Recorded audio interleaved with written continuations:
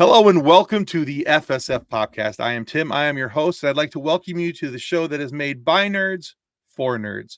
Now, our guest today is a filmmaker in his own right, but he's also caused a lot of attention to come his way because of some of the things he's done with some of the Disney Plus Star Wars releases. Now, he's worked and recut the Book of Boba Fett along with a partner on that one. He took on the Obi-Wan Kenobi show all on his own, and he's also recently recut the Ahsoka show. Now, these all have been cut down from a series into a movie, one standalone movie. And so it's kind of a neat cut. There's been some rearranges, there's been some colors, some shaping changes, all kinds of different stuff. We're going to get into all that, but I am very excited to welcome filmmaker Kai Patterson to the FSF podcast. Welcome to the show, Kai. Oh, thank you so much. I'm very happy to be here. Excellent. So, now we had you on the show back some time ago when during the Obi-Wan series, after you had just come out and you had released your cut. And now one of the things I loved about the Obi-Wan cut was that you got rid of a lot of the fluff. And by the fluff, there was the chase scenes. And although it was important to know that some of that stuff happened, we didn't need to watch little Leia get chased through the woods for a half hour Sure. and through the market for another half hour and in super slow motion. But I thought you did a really good job of kind of taking some of that and adjusting how the story was laid out, and so it made a little bit more cognitive sense, I thought. And I thought I think you've done the same thing here for the Ahsoka cut, and we're going to get into that in just a moment here. But before we get into any of that, I was hoping that you would, for those who may have missed our Monday Night Live interview with you, that you would kind of go through your background and tell everyone how you got into filmmaking and why filmmaking is important to Kai Patterson. Yeah, totally. I think it'll be interesting to see if my answer from the other podcast is similar. But I have always been into filmmaking since I was very, very young. I remember when I was 5 years old, I was convinced that I was going to be a paleontologist because I loved Jurassic Park so much. But then, Gotcha. as I really started to analyze what I liked about Jurassic Park, it was the storytelling, and I found myself watching like the behind the scenes of Jurassic Park Mm. like over and over and over again. And I just loved how you, as a filmmaker, you could transport people into a world that is unreal but still feels so real. And so storytelling has always captivated me from a very young age. And then, my dad was in news production, so he had access to like editing softwares and stuff that he let me try out when I was a kid. And I would record home movies, and I would make my siblings act in them and stuff. And so I've just always been doing creative stuff with filmmaking and visual effects. And I remember playing with my dinosaur toys and putting them closer to the camera so that they looked really big. And so I was always just experimenting with that kind of stuff. And I was always kind of known as the movie guy in all of my like circles and classes and stuff like that. But in like high school is when I started to kind of do actual short films, and then in college I produced some of my favorite short films. And then just ever since then, I've just been trying to expand, my craft and keep practicing. And fan edits happen to be one of those things that was another way for me to continue to explore storytelling, as well as get better at the craft of storytelling. Okay. So a couple questions from your answer there. Do you remember what your first short was that you made? Do you still remember that? I do, yeah. It's I don't know if I still have it in like a digital format or anything, but I think I was like probably seven or something, seven, maybe six or seven, and it was called The Thing, and classic, and I Oh had yeah. my sisters acting in it, and it was about like, I don't even remember. I think it was like some scientist let something out, and it was stalking me and my sisters, and we like filmed we lived in an apartment complex, and there was like a little like kind of grassy area, community area, and Okay. I like pretended that we were like out in the forest and getting stalked by something. Yeah, it was very very dramatic. All right, very cool. Well, the thing is a classic name, and it's it did release a Yeah, thing. and then So like after that, after I exhausted my resources with my sisters not wanting to be in my films anymore, I transferred over to stop motion animation, and that's when I was just using like my Star Wars toys to do little battle scenes in stop motion, and Lego sets and stuff like that. So those were my earlier films. that's actually really cool, especially at that age to think about going to a stop motion film, because that's a very intricate and a lot of Hmm. work. Has to be, step by step posing, you know. Um yeah, because even a short on that is hours and hours of work for, Oh even yes. even a 10-minute movie. So Yeah, and I was doing it where like I was using a camcorder, so I was literally like pressing record, like for one frame, I'd be like beep beep, and like then move to the next frame, and that way I could like rewind the tape, the mini DV tape, and then I'd be able to watch it back like through the camera too. So I didn't even need editing software, so that was really fun for me to do. And yeah, when my like sisters were out, on summer break, going to different camps and stuff like that, I was like at home by myself, just hours and hours and hours of stop motion stuff. nice. All right. Now, here's another question I have for you, Kai. And the second one I have, I'm actually going to save that for one of my future questions because I think it fits better there. So we'll see if I remember it by then. All right. But here's a question I love to ask anybody who's even involved with anything remotely Star Wars adjacent. Now, obviously, you're a fan of Star Wars. You've recut Ahsoka. We mentioned the Obi-Wan, the Book of Boba Fett.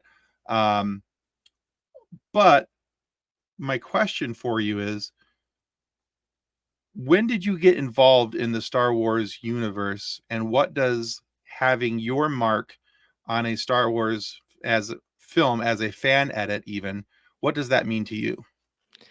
Yeah, I mean, I honestly don't remember a time in my life where I didn't know about Star Wars. My aunt was a huge fan of Star Wars. She had all the books and everything, and my mom also really loved it too. So I was introduced to Star Wars very early on. So I can't remember a time that I didn't have Star Wars in my life. I remember some of my earliest memories are me just like playing the original trilogy over and over again on VHS, Mhm. and probably wearing out those tapes so much. So it is really insane, that I guess I have kind of left a mark on the Star Wars community, which has just been such a joy, honestly. I love connecting with other Star Wars fans, and it is an honor and a privilege to, I guess, be categorized in like the history of Star Wars, and maybe I'm tooting my own horn too much there, but but it is really special that something that I hold so dear to my heart is something that I have been recognized on the street for. So like it is, it is kind of reached that point where maybe I have left a little bit of a mark on Star Wars, and that is more than I could have ever hoped and asked for. Okay. Now, when we talked last, like I said, this was right after the Obi-Wan series. I asked you what was your favorite out of the two, and I believe you said the Obi-Wan because that was the one you had just worked on. Out of the two, oh, of Boba Uh, Fett and Obi-Wan, yeah, or yeah. yeah. I think I believe that was your answer. I'm trying to go off memory right now, so that might Yeah, be a I little think Obi-Wan wibbly also wobbly. was just like the one that kind of blew up in a way I had never dreamed of. And so that, I mean, also Obi-Wan is one of my favorite characters of Star Wars. Sure. So it's not hard to pick that one as your favorite, and plus Darth Vader being in it is just so cool. Um, I It helped. imagine you're gonna ask me now between like Ahsoka and Obi-Wan, which would be my favorite. Yeah, you read my mind. That's where I was headed next. Yeah, I think it's now it's a difficult choice because I think I worked so much harder on the Ahsoka edit than I did on the other movies that I re-edited. And I really do love Ahsoka as a character. So I think technically my Ahsoka edit is the best at like fan edit I've done so far. Just on a technical level, I think it's much more polished than the other ones. Um, and I spent 10 months on it, so it was part of my life for a very long time and is going to be Sure. part of my life. So I think it's a harder decision for me to make between Obi-Wan and Ahsoka. Um, I think I'm gonna give him a tie. Honestly, I'm gonna give him a tie. Fair enough. Okay. So you said now you sat down for 10 months to work on Ahsoka, and this will lead me into the question I had earlier. Um, and it's been such a big part of your life, and each one of these films that you've put together, obviously very time consuming, very intricate. Because now one of the things that I have liked most about each one of your cuts, and I have watched them all, uh, I'm a fan. Uh, one of the things that I have appreciated about them is that you do have some reorganization of the story. You have taken some spots here, like this scene here, and you've moved it back here, and a couple different things like that. But one of the things that I've appreciated most about that your storytelling, and because when you now, and I say that your storytelling because you are retelling the story, you have modified the story, is that it's nothing that it's so glaring where I'm going, oh well, that doesn't belong there. That was at the beginning of the show. And a couple of the things that you've changed in the Ahsoka series, I honestly had to go back to the original. And I was like, I think that's different. I had to go find the episode and find the spot. One of the biggest things that caught me was the world between worlds scene. Mhm. And you made some pretty big changes there. Can you talk about that and why you decided to make the changes that you made there? Because you brought up Darth Vader, so I thought this would be a good spot to bring this in. Yeah, yeah. I think the world between worlds section, and there's been some discourse online about what I did, especially because my trailers, I think, paint the picture as if I completely like took out the world between worlds and replaced it. But the world between worlds is still very much intact. I just Correct. have changed the end portion of their interaction.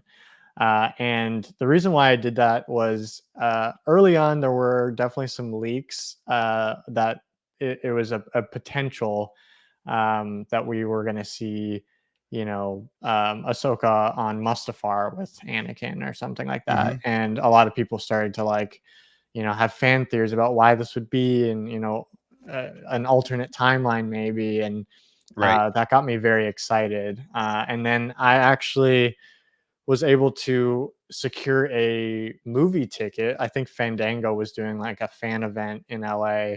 I think it was kind of around the country, but I'm in LA. And they were having people watch episode 5 of Ahsoka in theaters Yes.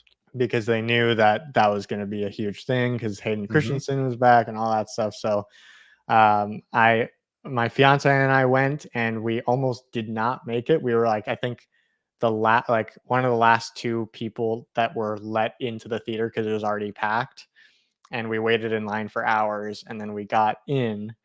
And there was like only two seats way up in the front, so like I was seeing Anakin like the Oppenheimer meme, like yeah.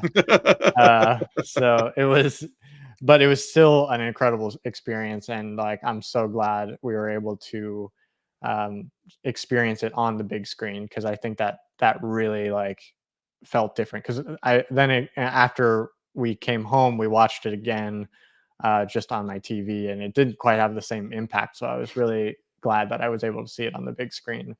For sure. But after seeing that episode, I was like, like that was really cool, but I felt like there was something missing. And at first I Hmm. was like, I wanted to have that last portion be on Mustafar.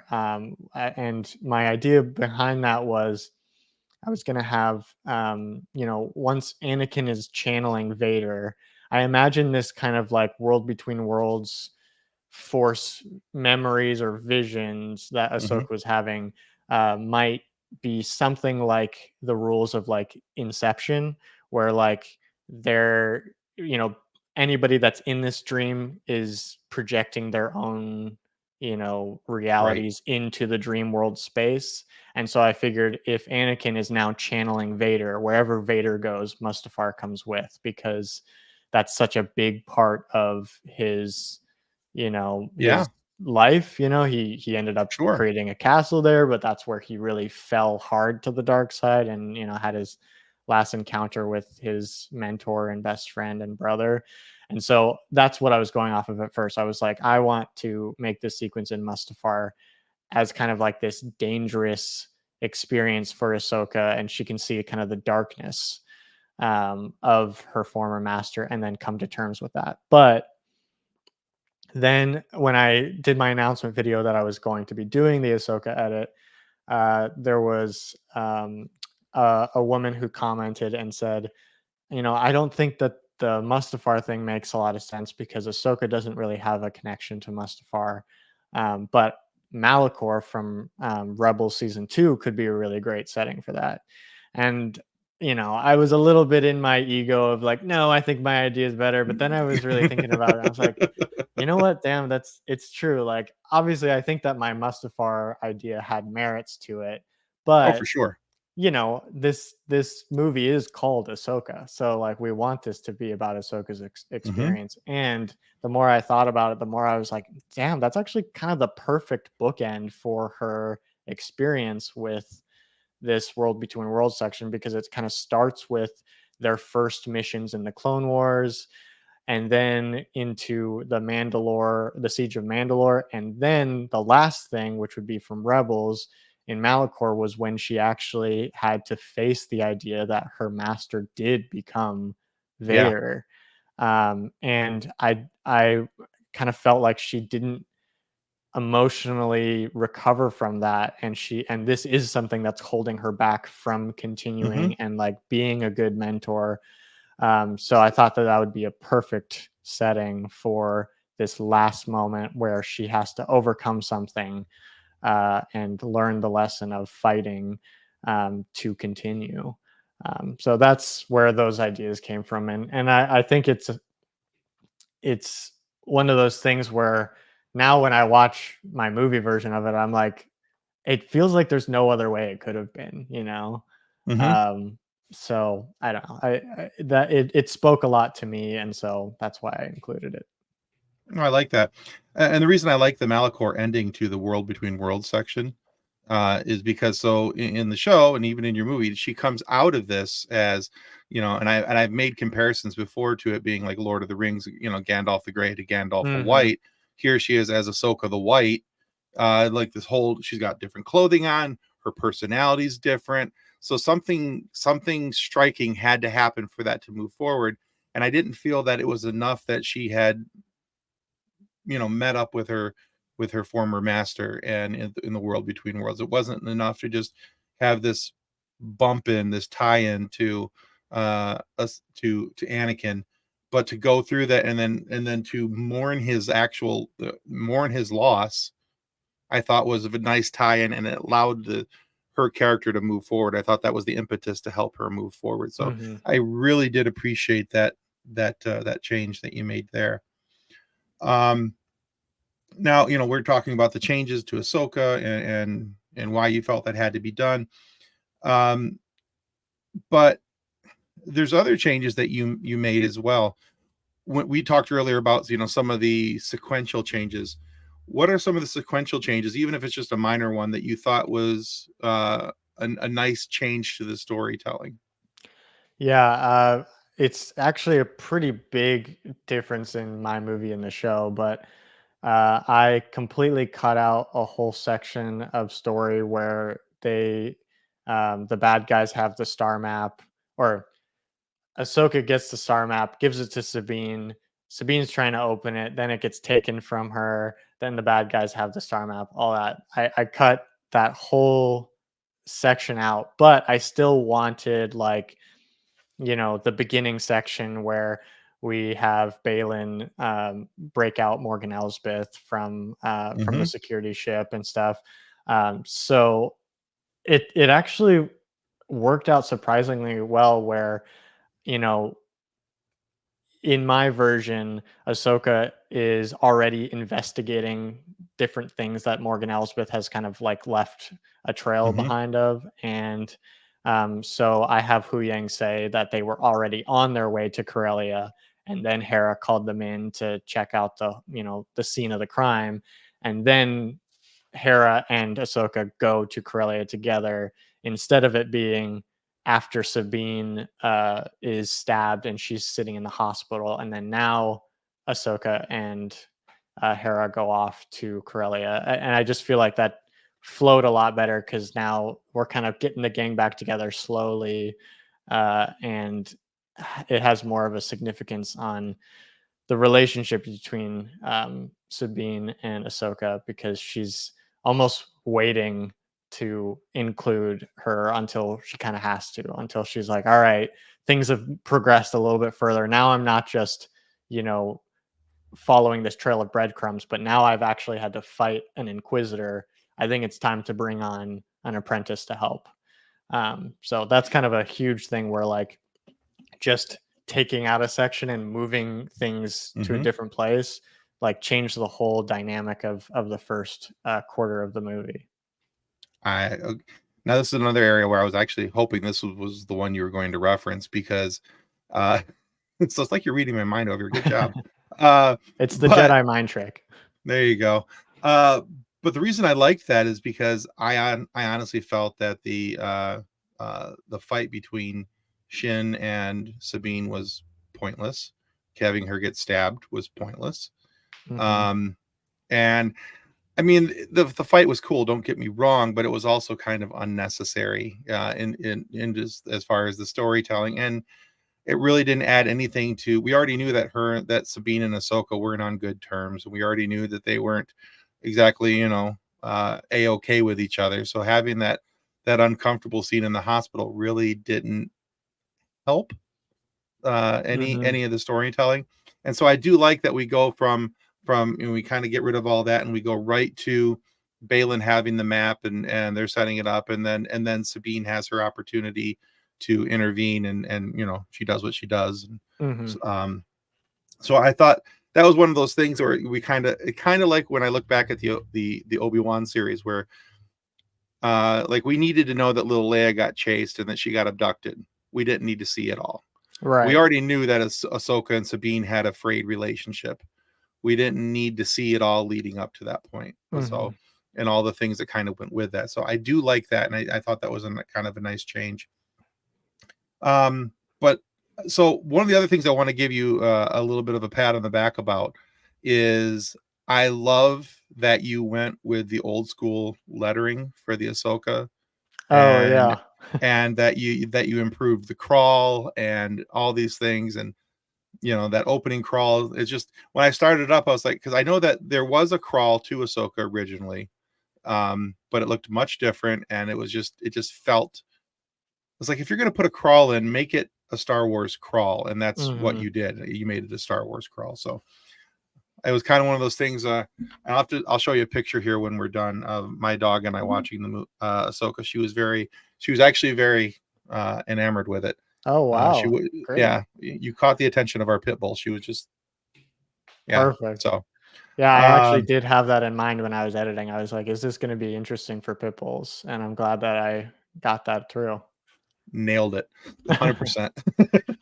Yeah, the opening crawl one was an interesting thing, because I did like the thing with my movies is that I really, really want you to feel like you're watching a Star Wars movie. And we all Oh, for know how sure. Star Yeah. Wars movies start with Hmm. those opening crawls, and that really gets you in the mood, especially with the opening fanfare and everything. I will say that when I was watching the show, I thought that it was an interesting new take on, trying to like move past that format, but still like harken back to it. Hmm. Um, so I didn't mind it in the show, but again, I know that with my movies, I want you to have the Star Wars movie experience. So I didn't change that because I was like, oh, I didn't like it, or anything. I just changed it because I needed to get some extra information in there. I said that that Morgan had hired mercenaries to already find that map, and they already have the star map. So I wanted to get that whole like section done in the Right. opening crawl. So I did have to rewrite it, but also, I mean, opening with the classic fanfare and that opening crawl, it just gets you in that mood of watching a Star Wars movie, and I had to do it. Oh, I agree. I went from okay, I need to sit down and watch this so I can talk with Kai about it too. Oh, it's a Star Wars movie. Okay. Yeah. Yeah, it definitely gets you right in that mindset and gets you ready, and gets you paying attention to what's happening, and helps you move forward. So you did a really good job on that. But yeah, and so um now we've talked about you as a filmmaker and on your website at Kai Patterson, KaiPattersonFilms.com, correct? Hmm.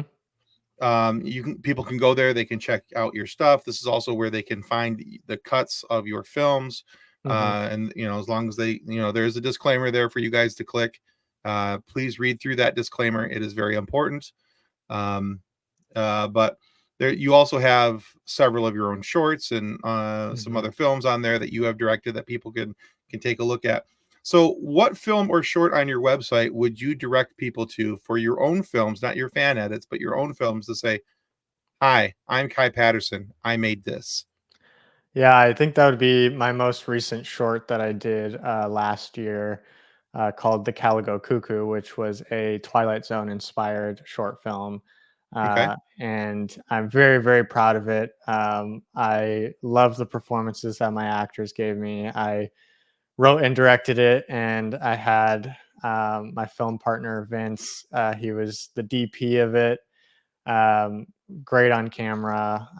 And then my other producer partner, Daisy Davis, she did a great job helping out with producing it and getting our location and everything. And yeah, it's just something I'm very proud of. And it's like the cautionary tale of wishing you were in somebody else's shoes. So Okay. that's, yeah, it's a 15-minute short film, and it's one of my proudest achievements. So definitely go check that out if you have the time. Yeah, absolutely. So, were you a big fan of Twilight Zone?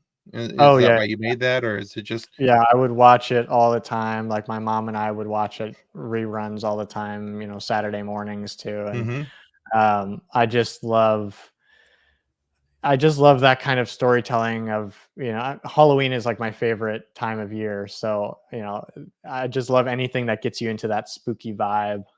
So Goosebumps, always my favorite books to read Sure, as a sure. kid and stuff, and all Stephen King novels and everything. So I just kind of I love the spooky vibe.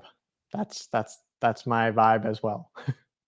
I mean, Okay. maybe I'm not trying to be spooky as a person, but my No, content no, sometimes is. I kind of figured what you meant. But okay. And it's called the Calico Cuckoo.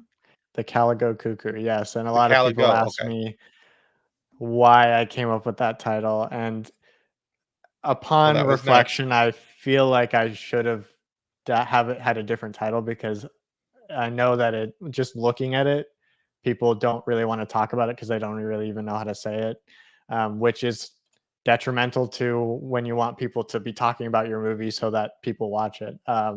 But Caligo is like either a Latin or a Greek root for like darkness. And the if you watch my short, you'll understand my cuckoo bird reference. Basically, a cuckoo is a bird that lays its own, it like invades another bird's nest, and kicks out that bird's eggs and puts its own eggs in that nest and has the other bird raise its young, basically. Oh, interesting. So I kind of use that concept in the short, that the main character's relationship is kind of like that. So, All right. and that's also the name of the bar that it takes place in. That's why I called it that. Oh, okay, cool. Well, I am curious. I also enjoyed Twilight Zone type stuff, Twilight Zone and the Alfred Hitchcock short, Oh all yeah. that stuff. So I'm curious. You have my attention for that one. All right, very good. All right, now I have one last question for you. And we call this our silly question, and I'm real actually out of all the people that we've asked this question to, you have no one else has ever set it up as well as you did, and you did it so unknowingly, and that's the best part. Amazing. Yeah. Because you mentioned how much you loved Jurassic Park and you wanted to be a paleontologist when you were younger. So, our silly question is this: Kai Patterson, what's your favorite dinosaur? Oh man. See, but this is even harder because I was a dinosaur freak for so long. Um, I always like to say Velociraptor is my favorite Okay, dinosaur, just because the sheer intelligence and well, we're not quite sure of their intelligence levels, but from Jurassic Park, they are the most sure. intelligent of the dinosaurs. And is that a little egotistical? Maybe I see myself in a velociraptor's intelligence. I don't know, but they didn't make it very far because of the comet. So they I feel like maybe I do resonate with them because they had so much potential, and didn't make it very far. And maybe I see myself in that idea. Just avoid comments, you'll be okay. Yeah. But I appreciate that question. I'm going to start asking other people that, because what a great Well, yeah, icebreaker. right. Well, the reason why this came about, so Kathleen, our co-host, um, she has a 5-year-old daughter now, and somebody asked her daughter, but didn't ask her, and she's like, "Hey, I have a favorite dinosaur. Why don't you ask?" So at a certain point in age, people stop asking people, you know, or as Yes. Ben, our other co-host, calls it, the borification of being an adult. Um, you know, so Well, Tim, but then what is your favorite dinosaur? I'm sure you've answered this a million times. I have, but I'm also very willing to share it. It's the Triceratops. So That's Steven Spielberg's favorite as well. is it okay? I did It not know is. that. No, I always liked, and my reasoning for this, I still think it's sound, because when I was little, I always thought rhinos were cool because they had that one big They horn, are cool. or and it was like, it looked to me like a modern day dinosaur in my own head, and I'm like, man, they got that big horn, and Triceratops have 3 of them, so triple rhino. There we go. So yeah, and I That's just a kind of fair assessment, truly. yeah, yeah. We just had uh Candy Milo on the show, and her interview comes out in just a couple days. Candy Milo is a voice actress from like Mm. Dexter's Laboratory. She's Oh, Dexter from nice. Dexter's Laboratory, and Oh, incredible. um, Cheese from Foster's Home, and a few other. Well, a few other. She's got a ton of other things out Yeah, there, I'm sure. but her favorite was the Stegosaurus, and there's no way I can duplicate it as funny as she said it, but she said that she liked the Stegosaurus because it was it attractive but dangerous with the tail. Something That's like that. also a great assessment. I don't remember the exact way that she put it, but yeah. So I think if I've you always guys just been more interested in the carnivores, just because for me that I'm like, oh, they're scary and cool.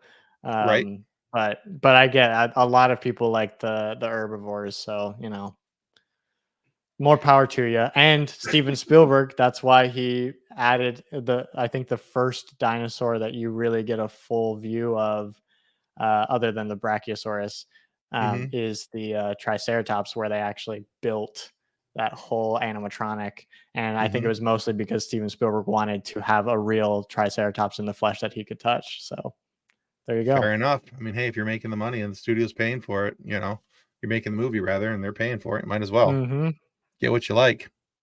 So all right. Well, Kai, thank you so much for being on the show today. Where can our listeners and viewers go to find out more about you and more about what you've got going on? Yeah, I mean, basically everything is on my website, kaipattersonfilms.com. You can find my fan edits, my short films, everything that I've done. And on social media, I believe everything is at Kai Patterson Films as well. So yeah, that's where you can find me. Perfect. We'll make sure to put those links down in the show notes down below. That way, everybody has an opportunity to go check those out. So, guys, we want to remind you that subscribing is the single most important thing that you can do. It helps our show continue to grow, get great guests like Kai Patterson to come on and talk about their guest work and what they're doing. But go to kaipattersonfilms.com. You're going to want to watch these fan edits. They are amazing. And I'm not just saying that because Kai is here. I tell everybody that these are really, really good.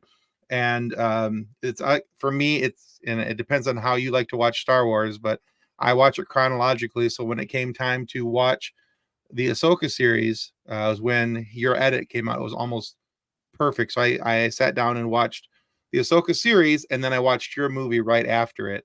Oh wow. So it was kind of a nice comparison. It was a lot of Ahsoka, Yeah. but yeah. So if you guys are watching it, it's kind of a nice comparison. Watch the Disney releases and then watch Kai's releases, and I guarantee you're gonna like his. So anyway, but yeah, and not just because it's taking it from a six to 8 episode thing to about a 2.5 hour movie, but just because it's a really solidly and nicely done piece.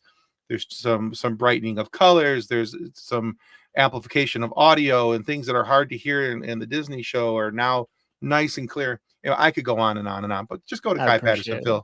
Yeah, go to kaipattersonfilms.com. You won't be disappointed. All right, guys. Kai, thank you so much for being on the show. And guys, thank you for listening to the FSF podcast. That's all. Goodbye. May the force be with you. Copyright 2024 FSF Podcast. Reference any specific product or entity mentioned on this podcast does not constitute an endorsement or recommendation by FSF Podcast. The views expressed by guests are their own, and their appearance on the program does not imply an endorsement of them or any entity they represent. If you have any questions about this disclaimer, please contact us via email at info@fsfpodcast.com.